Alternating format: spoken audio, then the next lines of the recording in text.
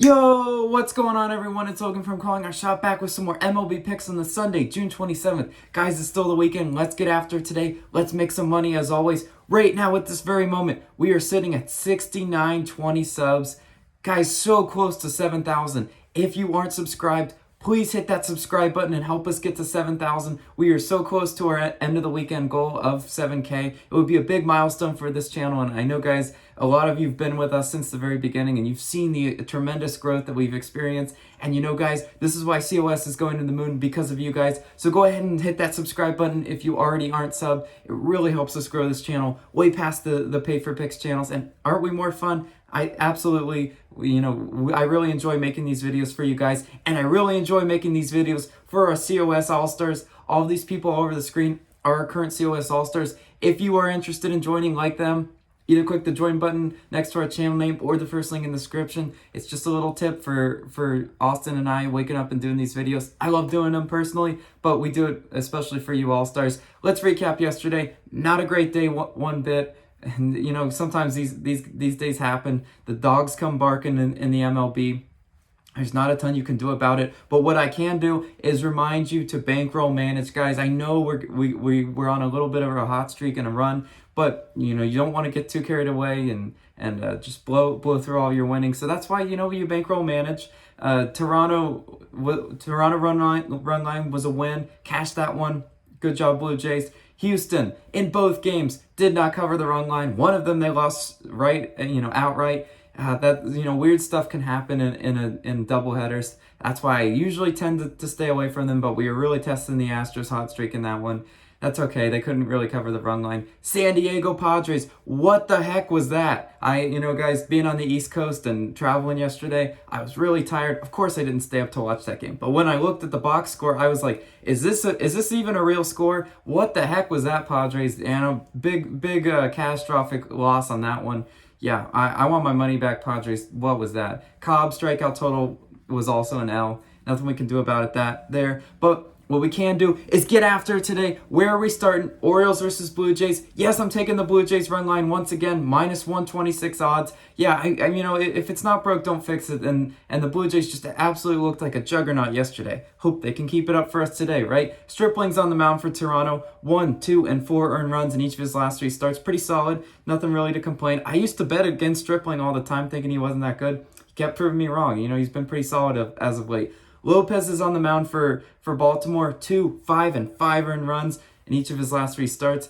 I love the 5 earned runs. And Toronto's definitely capable of hitting him today. He's got that 5.7 ERA, so that 5 earned run range is about what he's given up. Toronto is certainly capable of roughing him up. 3rd in runs, 2nd in hits, a great offensive team. I hope the Blue Jays can get to him today. By comparison, Baltimore 25th in runs, 18th in hits. Their bats can go cold at any given moment, but I'm just riding the Blue Jays, and I hope they can once again cover for us. I mean, they're a really hot offensive team, and we're gonna ride that one kind of like we rode Houston. Speaking of Houston, yes, Astros versus Tigers. I'm taking Astros minus a half in the first 5 at minus 125 odds. Look, I'm just sticking to the first 5 in this one. Weird things happen. I know. I was really hurt, by our Astros letting us down in both games of the doubleheader. I thought surely they could, at bare minimum, cover 1. But today's a new day, and this one is not a doubleheader.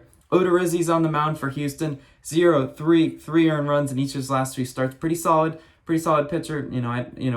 We nothing catastrophic there. No 8 or 9 earned runs, right? Skubal is on the mound for Detroit. 2, 3, and 3 earned runs. Pitchers of probably equal caliber, I'd say. But where's the difference?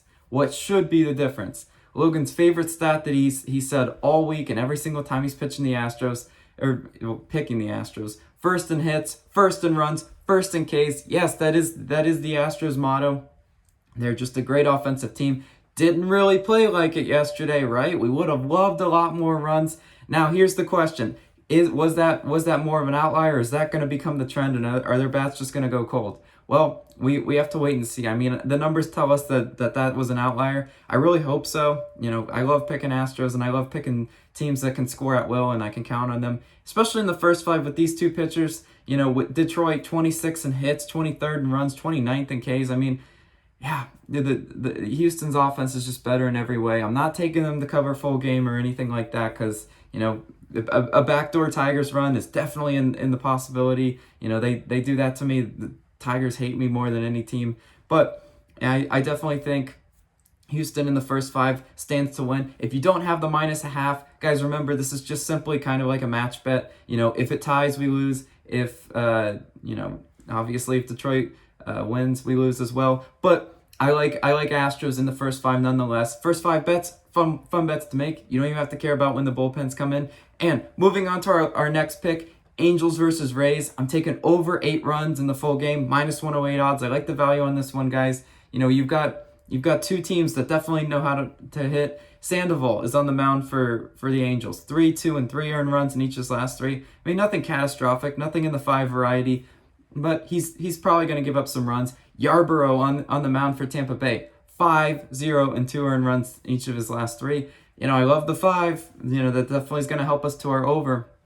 So I asked myself, are either of these starting pitchers, aces, are they unhittable? No, absolutely not. None of them I see on the mound as, strikeout specialists, just, gonna hold this scoreless. Now, I mean, it could be set for to only 8 for a reason, right? These teams game 1, I believe, combined for 7. But yesterday, if you guys saw what I saw, Tampa Bay put up 13 runs on their own. Yeah, they're definitely capable of doing that. And the Angels bullpen, look at them, 26 in ERA. Yes, they are giving up. Their bullpen is giving up a lot of earned runs. I definitely think Tampa Bay can capitalize on that. You have 2 teams that are both top 10 in run score. The Angels are 7th.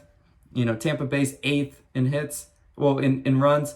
The Angels are 4th in hits. The Tampa Bay is 17th in hits. I mean, yeah. So two pretty solid offensive teams. And I asked myself, is that over 8 obtainable? Yeah, absolutely. And guys, could it be a no sweat bet? That's always what I'm looking for in the over-unders. If it's an over, no sweat bet, maybe they put it up in the first 5. That would be amazing for us, and I like the value on that one.